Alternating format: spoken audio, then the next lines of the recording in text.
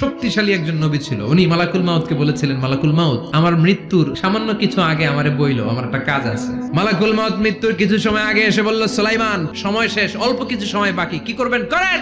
সাইয়েদনা সুলাইমান জিনদেরকে ডাকলো, ও জিনেরা, বিশাল একটা প্রজেক্ট আছে, প্রজেক্টে কাজ শুরু করো। আর কিছু জিনকে বলল, চারদিকে গ্লাস ফিটিং করা একটা রুম বানাও। সাইয়েদনা সুলাইমান আলাইহিস সালাম গ্লাস ফিটিং করা রুমের ভেতরে ঢুকলেন। এই রুমে ঢোকার দরজা নাই, হাতে একটা লাঠি নিলেন, লাঠির মধ্যে ভর করে দাঁড়িয়ে রইলেন আর জিনদের দিকে তাকিয়ে রইলেন। জিনেরা এত বদমাশ ছিল, সাইয়েদনা সুলাইমান দাঁড়িয়ে না থাকলে কাজ করতো না, দাঁড়ায় না থাকলে আজও লোকজন কাজ করতে চায় না, ঠিক কিনা?